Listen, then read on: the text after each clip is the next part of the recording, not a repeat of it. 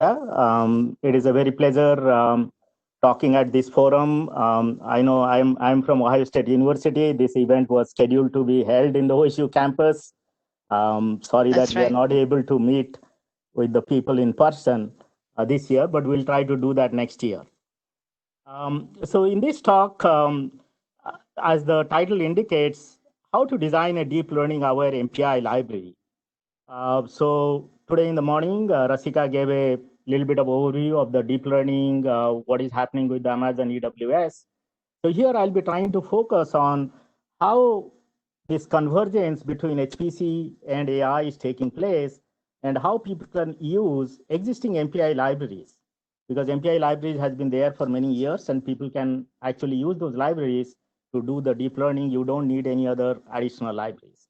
So this work has been done with my teammates, Amar, Jahanjeev, King, and Hari.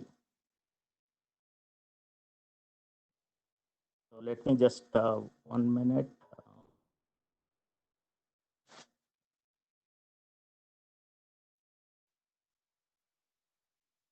So as you can see here, like just to give you a very high level overview of the deep learning. So here you can see like deep learning has been there in the field for many years. And many people try to see this bigger picture, the AI, and within that we have the machine learning, and then within that we have the deep learning. So typically in the machine learning, people take like the two phases, like you do the feature extraction and then you do the classification. Whereas in the deep learning, now people are trying to combine these two steps and then try to use the giving the inputs how the machines can learn itself. So this is a great topic people have been exploring over the last several years. So for example, from a data scientist perspective, you need to identify like a deep learning is like a solution to a problem. If you have a big data set, then you try to select a deep learning algorithm to use, and then you use a larger data set to train an algorithm. And then in the next case, you can try to find out like how these when you have a new data or an image, you should be able to find out whether your trained model is working correctly or not. So in this context, of course, we had also in the earlier talks, GPUs are gaining a lot of popularity. So starting from like 2014, this ImageNet challenge, almost like 90% of the teams use GPUs.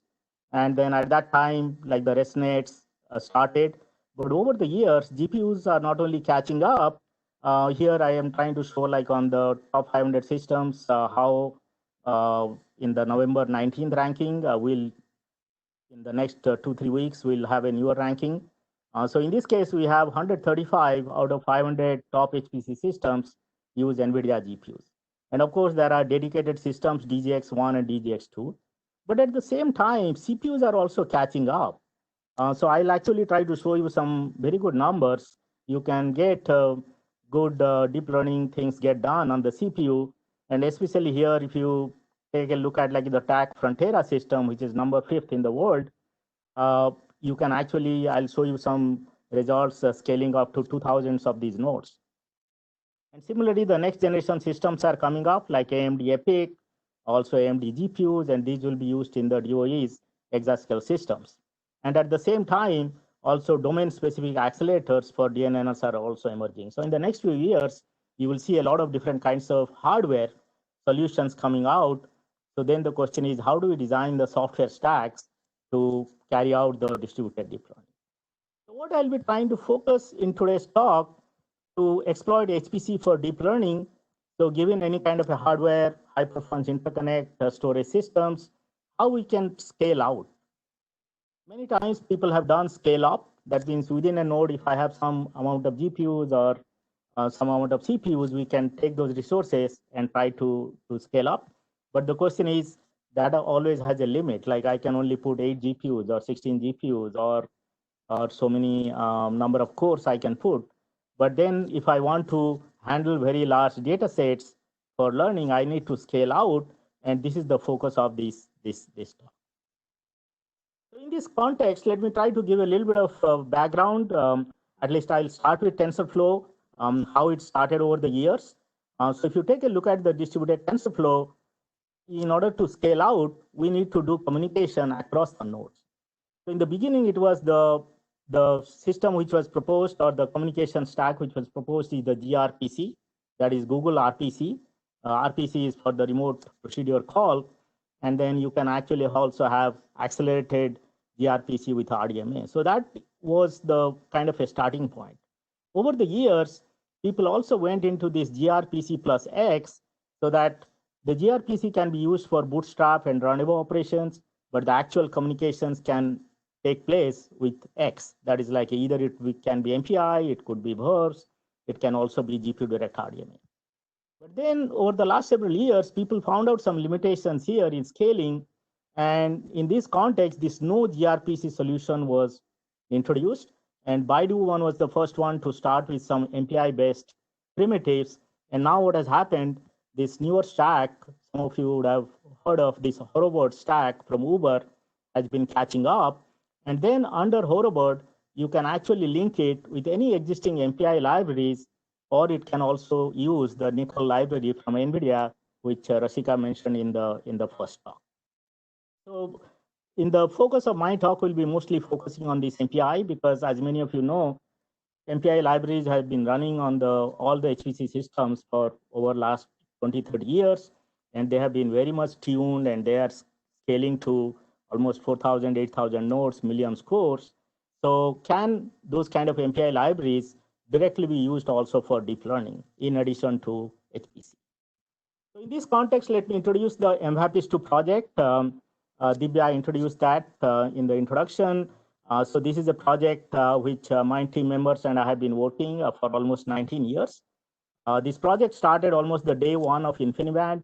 Prior to that, we were working on MPI libraries and optimizations for Mininet, Quadrix. So those were the old technologies. So when InfiniBand came up in 2000, we were the very first ones to jump in and have the MHAPIS 1. It was an MPI 1 semantics. And in 2001, we actually demonstrated the first open source version in Supercomputing 2002. And since then, like for the last 18 years, continuing on this work. So this is the latest, the website. We have a lot of different versions. Today, I'll be only focusing on two of these. One is an MHAPIS2X, and one other is MHAPIS2 GPU direct RDMA. And currently, these libraries are being used by more than 3,000 organizations. Just from OSU website, as of now, we have crossed like almost 760,000 downloads. And of course, our library is integrated with a lot of other software stacks, Red Hat, SUSE, OpenHPC, SPAC. We are a partner in the 5th ranked TAC Frontera system. It is running there in a production manner. It is also enabling a lot of these top 500 systems over the years. If you take a look at the third one, the 5th Frontera, ABCI, Neurion, so all these systems are trying to use our libraries to get the best performance. So in this context, what we have done in addition to trying to satisfy the HPC users, we have taken this Horobird stack, and on top of the Horobird, so you have already these TensorFlow, PyTorch, and MXNets, they are being supported. So what we have done below, we have actually linked our MPI library. So I'll be talking two versions here. One is for the CPU-based training, and another is for GPU-based training. So we have a dedicated project page called HIDL, High Performance Deep Learning. So if you go into more to this web page, you can download the user guides, how to configure the stacks to run it on any kind of a systems, like either it is an InfiniBand or Rocky. You should be able to try to get similar performance, and even OmniPath system. So anywhere our MPI libraries run, you should be able to run it on. And on Friday, I'll be giving another talk. We also have our MHAPIS2 stack has a version for AWS on the EFA adapter. I'll be talking about that. We also have a version running on the Azure. So there currently we are supporting only HPC, but we are working with these both Azure and AWS to move to also the deep learning side, so that you can also use our MPI stack on these cloud environments for deep learning. So let me then first start with CPU-based deep learning. This is using the MHAPIS2X library. Then I'll try to go into the GPU-based deep learning, use the MHAPIS2 direct RDMA. So whenever you try to do some CPU-based training, as many of you know, these days, like we have number of cores are increasing per node. So of course, then in that case, there is a lot of issues happens, like saying what should be the batch size per processes. So we did a study. So in a very in-depth study, this was presented in Cluster 2019. You can take a look at this. So here we saw that when people are trying to like let's run some ResNet 150 here, depending on the batch sizes and how many processes per node you use.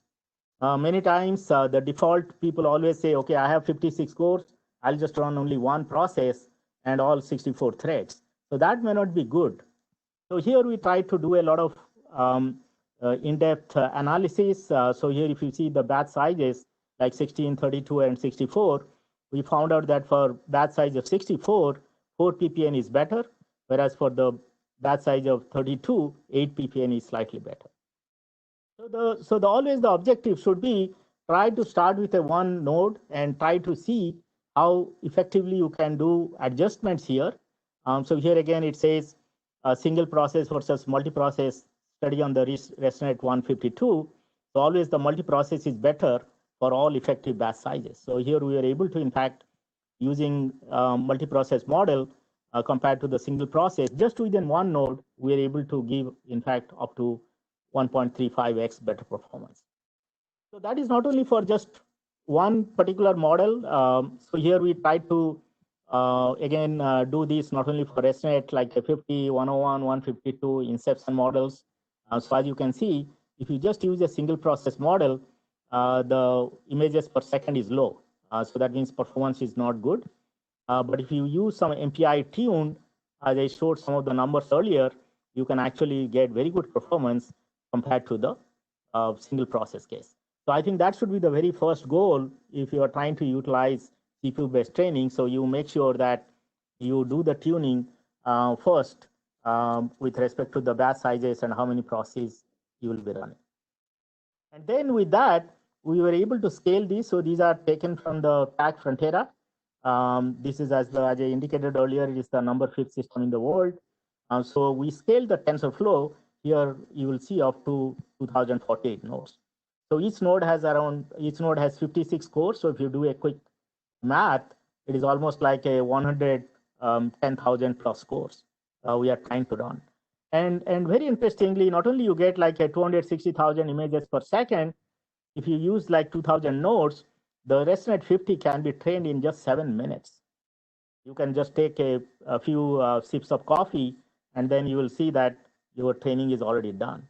So I just want to highlight that. So it is not only just that the GPU-based trainings are there, you can also try to utilize CPU-based training for the deep learning domain.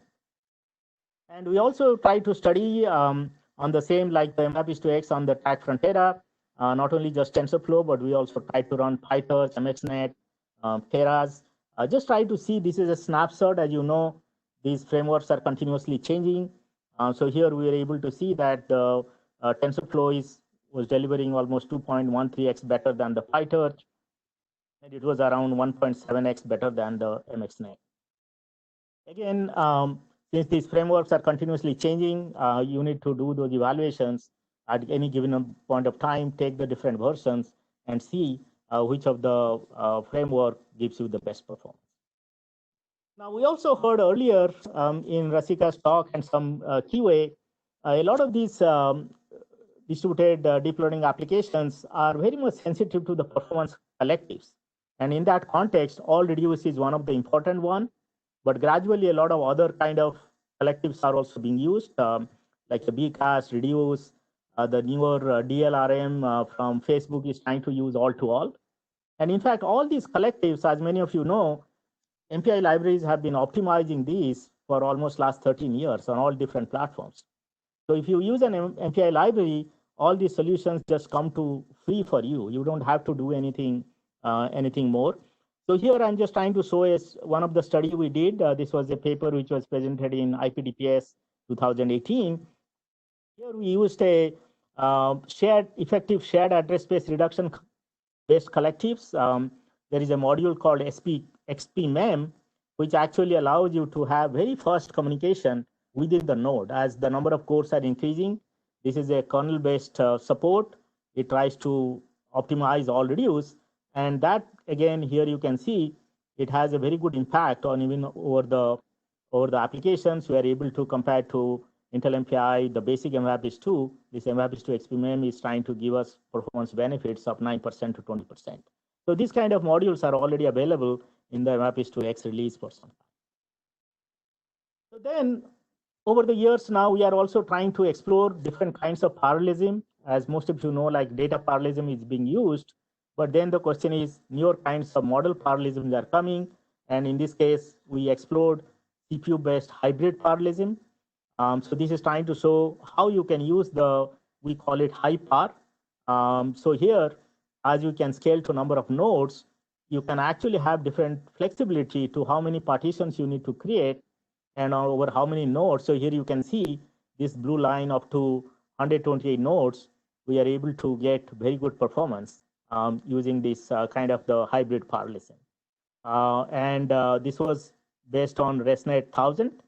And in fact, this paper will be presented in 2 weeks at the ISC 2020. And these numbers were taken on the Stampede 2 cluster at TAC.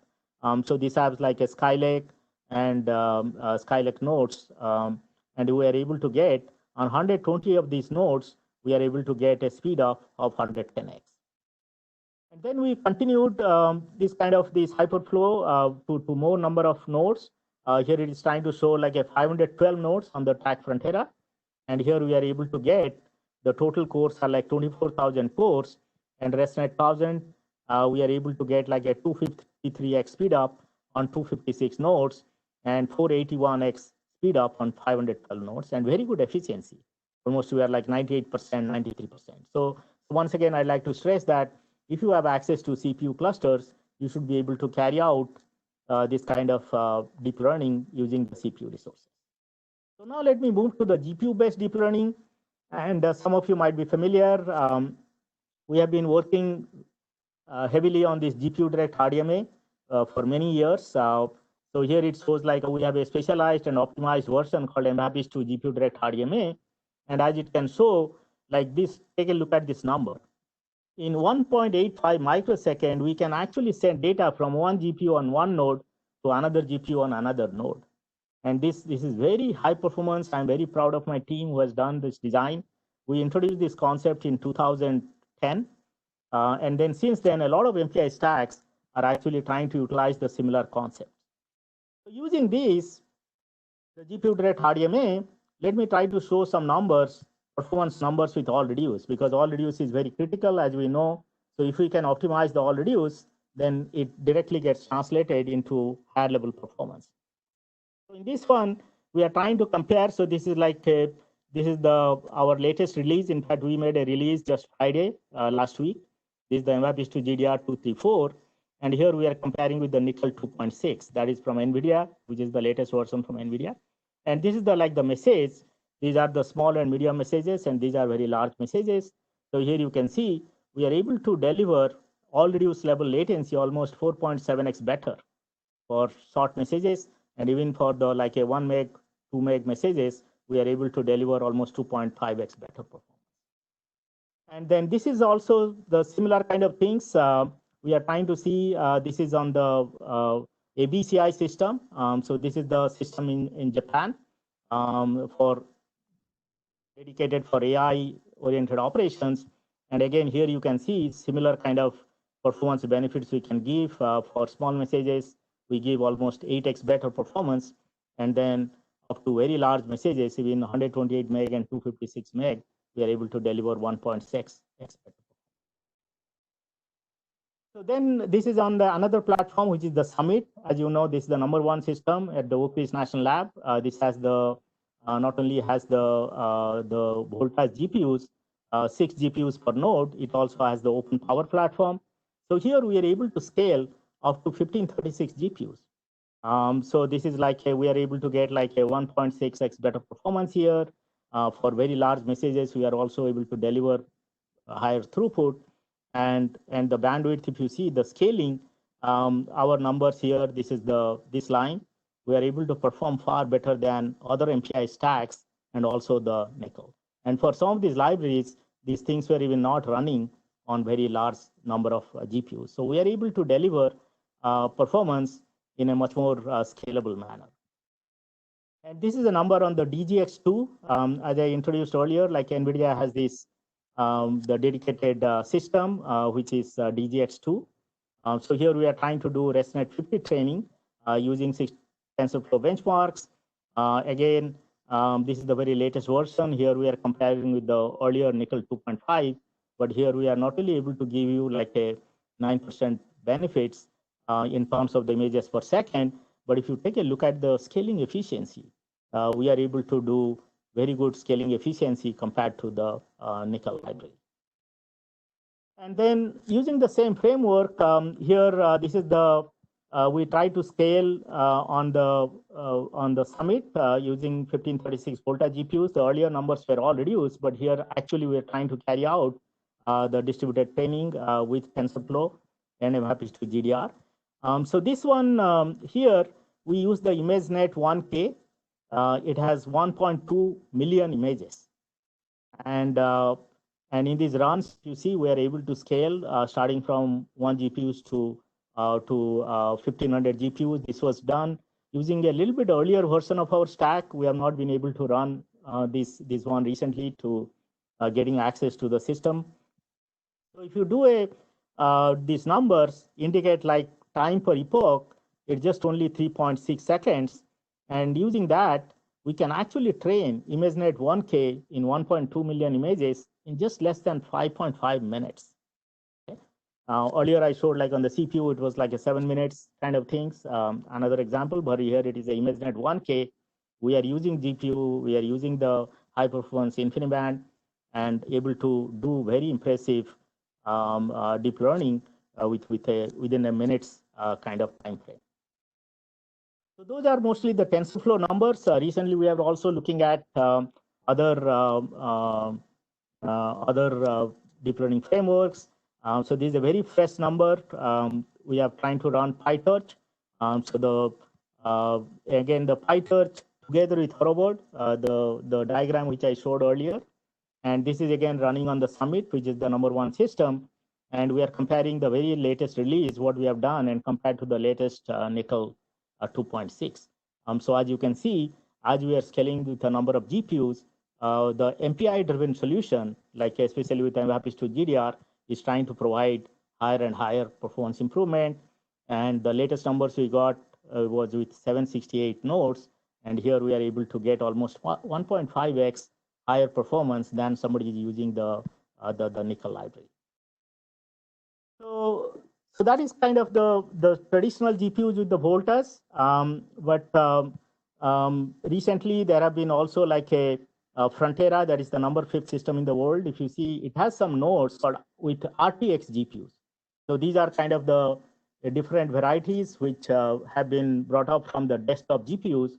So we try to run using these RTX 500, 5000 are the NVIDIA GPUs targeted for data centers. So they support here both the GPU direct RDMA and also GDR copy. So here again, we try to use our MHAPPY2 GDR. And here we are seeing the scaling is good. Of course, they are not as good as other systems like, let's say, Lassen or Summit, which use Volta GPUs. And here, these nodes are connected with InfiniBand FDR only, not the HDR. And there is also no NVLink between the GPUs. So the performance, absolute performance is a little bit lower compared to the previous ones. But it shows that you can actually have, if you have data centers with this kind of RTX GPUs, you should also be able to utilize those for your deep learning applications. So with this, let me conclude my talk here. What I indicated here, like scalable distributed training is getting very important, and it requires high performance middleware designs while exploiting modern interconnects. And in that context, message passing interface or MPI libraries have been there for many years. So they have been used for HPC applications, but one can actually now use the same MPI-driven solutions to achieve scalable distributed training. And I showed some of the numbers for TensorFlow and PyTorch, but you can also do similar things for MXNet. And more details on the solutions and the uses are available from these two sites. This is the site, project site I introduced, high performance deep learning. And this is our MPI MPI library site. So please feel free to download if you have MPI running on any of your cluster with InfiniBand, Rocky, Omnipath, iWork, or any of those interconnects. You should be able to download our stacks and then directly utilize that for your deep learning applications. And we hope that these solutions will continue to enable the DL community to achieve scalability and high performance for their distributed training, and while trying to exploit scale out. So with this, let me thank you, all of you, for listening to this talk. These are our websites, and this is my email, and I'll be happy to answer some of the questions now. Or if you have any questions, please feel free to send it to me by email, and I'll be happy to answer those later. Thank you. Dr. Panda, we have a question or two here, so I will pick them up now. So it appears that the node scaling with GPU is not as linear as scaling with CPU nodes. This was seen with even smaller nodes, a smaller number of GPU nodes like 64 versus 2048. Can you elaborate more on this observation? So the thing is, when we are trying to show, I think in this case, let's say we are taking like a one GPU as the base case. Okay. So you need to see what is the base performance of one CPU node or one GPU node, and then we are trying to scale. And then in some of the systems, you will see, for example, let's say Summit. So when we are trying to show, let me go back to a Summit number here. So in this case, you see the 6 GPUs. So Summit has 6 GPUs within the node. Okay. So here we are trying to do scale up, and then beyond that, we are trying to do scale out. Whereas if you go back to the CPU, let me go back to a Frontera. Yeah. So this is like a one node, which is like a 56 cores, and then we are directly going outside. So these are the scale out numbers. So you need to take what is the baseline and then see how the performance you are trying to get. Okay, thank you. Any other questions? Feel free to submit through the panel. We have 1 more minute. If I can take additional questions, I can utilize the time. Dr. Panda, I'd like to use this opportunity to thank you for your time. Like you said, hopefully next year we'll be there for a face-to-face workshop, March 16th through 18th in the Ohio State University. So just so you know, today your talk was attended by over 100 participants. There are questions online asking about the presentation. I like the attendees to know that it will be available by end of day today. Dr. Panda, please go ahead, share your presentation with our OFA members. Sure, I'll do that. Our website. Yep. Yes. Thank you. Thank you. I do have one question before you leave, since there is 1 minute, I'm going to use it. What is the scaling efficiency with GPUs? It again, the scaling efficiency, let me go back to this slide. It again depends on, I think here. So it depends also how they are connected. You see, in this case, it is the DGX2, so they are connected with NVLink.